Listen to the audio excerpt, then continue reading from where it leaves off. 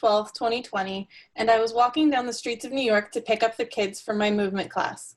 I casually opened up Facebook one last time before anyone showed up, and there was the headline: Governor Cuomo announces Broadway will close today at 5 p.m. until further notice. I felt my head spin, and I was forced to sit wherever I was. What does that mean about my job at Moulin Rouge tomorrow? I just signed 2 large production management contracts. What would happen to those? I built my life around producing and creating theater in New York, and in one fell swoop, it was all gone. I was forced to contemplate the extent of all this. This was something much bigger than anything I had experienced. I was 13, and I woke up to get ready for school. My mom was on the phone to my sister. This was odd. My sister lived 3 hours ahead of us in Vancouver and at university, no less. Why was she calling mom so early? I sat on the steps looking up at her as she rushed to the TV to turn it on. Then I saw it. In a world so far away from Mars, 2 buildings standing in ruins. The moments that followed are unclear. I did not understand the full devastation of New York City, but understood the fear as we went to school that day. Classes were about watching the news, the effects on us in Hawaii with the threats to our telescopes, military bases, and Pearl Harbor, talking about what we should be thankful for, or letting us sit and reflect on what happened and how this would change everything. Broadway closed for 2 days that week.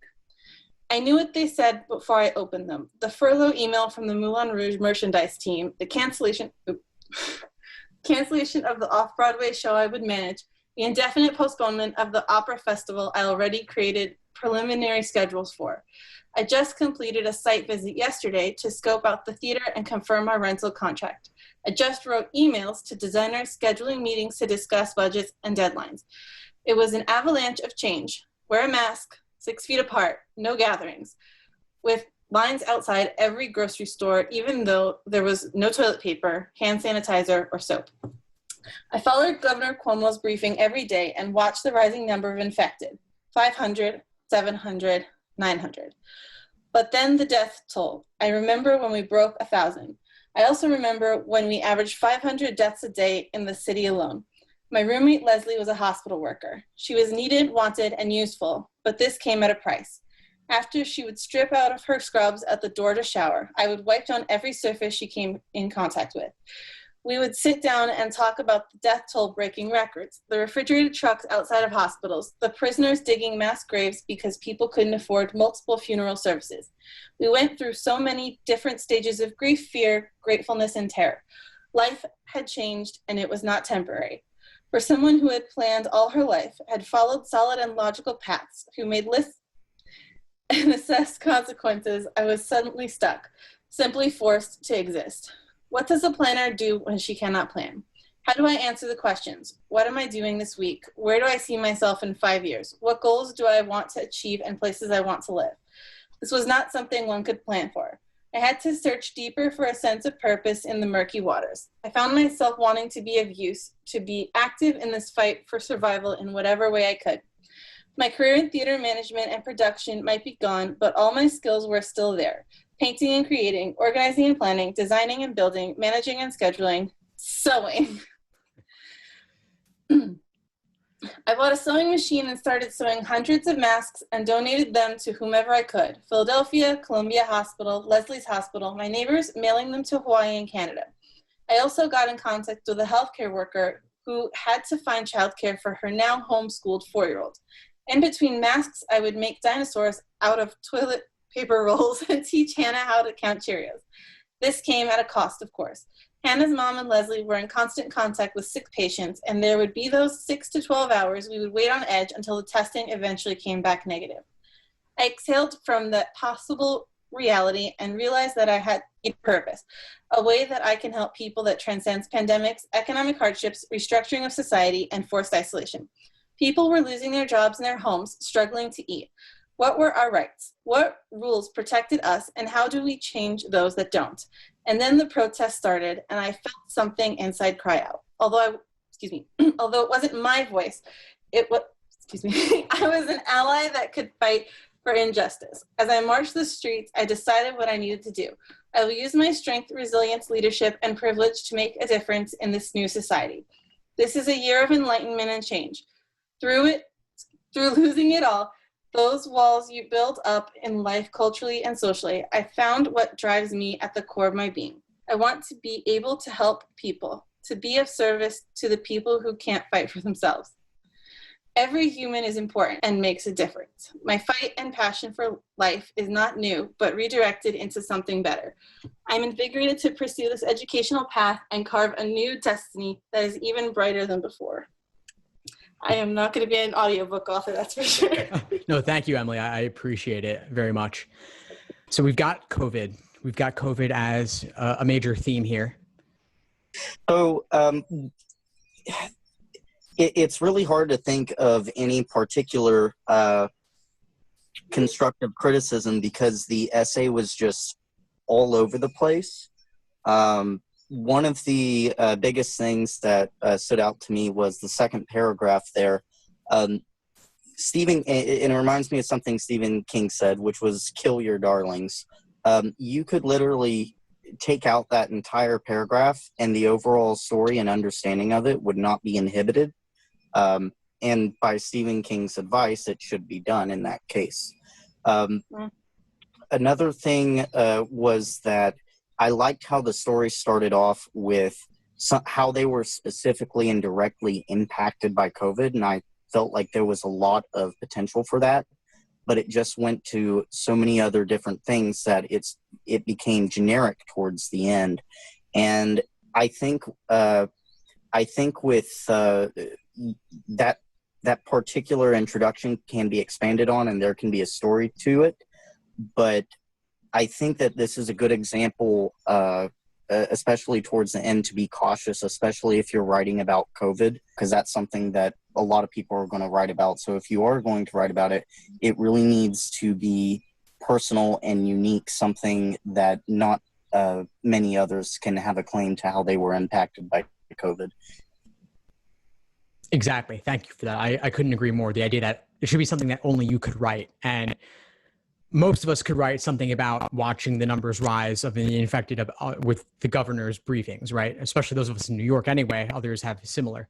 So the question is, what's so different about wiping things down, for example? And these stories, the details here could be anywhere in the country and maybe even anywhere in the world, at least those countries that have not handled COVID quite so well.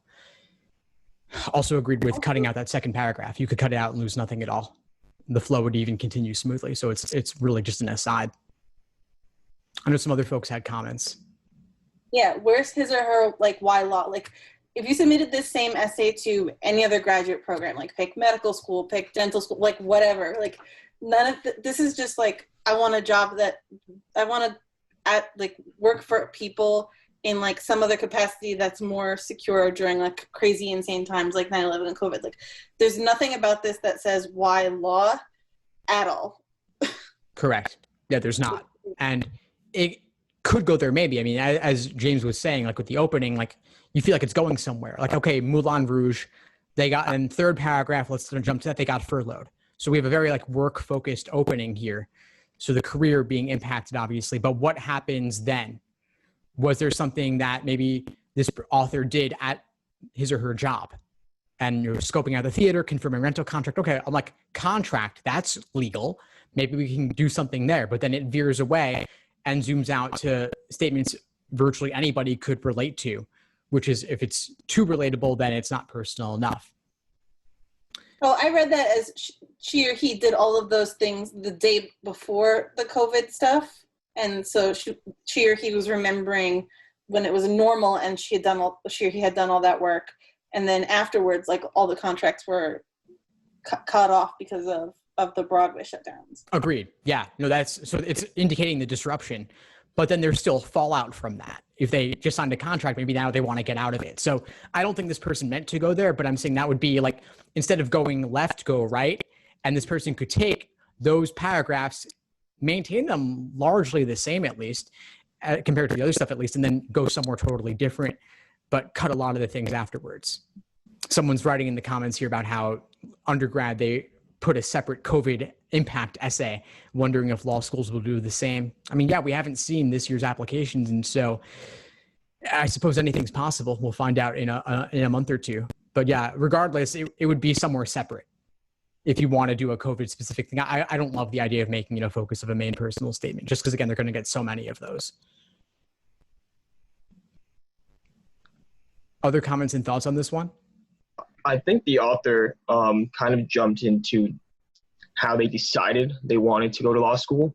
It was, well, I went to the rally and I had this change and I knew that I wanted to go. I think with the current situation, people have a lot more time. So maybe to talk about the thought process. Now I had this feeling and then I sat down, I thought about it, I did the research, I looked into it, and here's why. Here's what I felt after I had this feeling. That feeling led me down this road, and this is why I'm writing to you about it. So you're referring to that last paragraph, correct? Yes. Yeah. So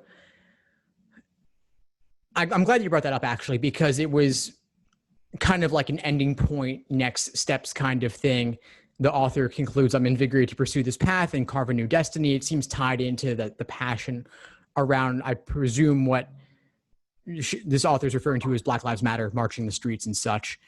So if it is in fact that, then it could be a separate statement, potentially. I just don't see it being that much tied to if the author does continue with the Moulin Rouge work and what happened there. But talking about protests and current events and marching and related to that, okay, well, again, this, as you said, this is like a temporary thing in the short term. What's continuing going forward is my question in terms of, is this impacting career goals? If so, that's totally fine. Just iron it out with specifics. Yeah, like you could be doing social work, you could be doing a criminal justice master's degree, you could be doing a psychology, like you could be doing a police science, like that doesn't specifically say law. I thought about the current events and therefore X. X doesn't have to be law in BLM. It could be race relations, it could be communications, it could be political. It was just it got more abstract as I kept reading, and I was like, oh no. Right. Yeah. Yeah. And if this author does have some legal work experience of some kind, that will strengthen the case for law school. But I might mention it to make some of these vague statements more concrete and then remove the vague statements. So basically just swap it around again is what I'm saying. But to tie it into the excitement of the short term, what's been going on the past few months, it may not continue for everybody into the fall and beyond. So the question is, if this is something that this author is passionate about, let's make that case in a more convincing way. And also, and I don't know if this is like a personal pet peeve of mine, but like, do you want to be the kind of person who is expressing that they're a reactionary in your essay, which is kind of how that comes off, like, oh, I only thought about this as protests got bad at that point. Because what happens when you're in like your 10th day of reading documents that you know, if they go into big law, for example, that you want to like make sure which ones are privileged or not, and you don't have that exciting feeling, like, are you going to drop out of being a lawyer because that's your reactionary type personality? And I would sort of worry about their long-term happiness in a profession that if this is how they're already starting off. I like that a lot. Yeah. Something to be needed. Yeah. I made a similar point in my workshop this past Thursday. Inside the course, I was talking about how a lot of people have recently become very aware about police brutality, Black Lives Matter, and all that. And so if you don't have the work experience to back it up prior to that point, prior to this spring, let's say, or summer, then it's not going to mean as much to them.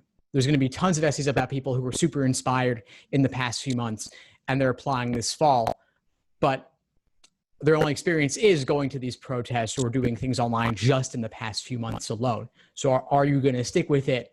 If you have work experience to back it up, that'll mean a lot more. Yeah, because most of the actual legal work is not as exciting as marching on the streets.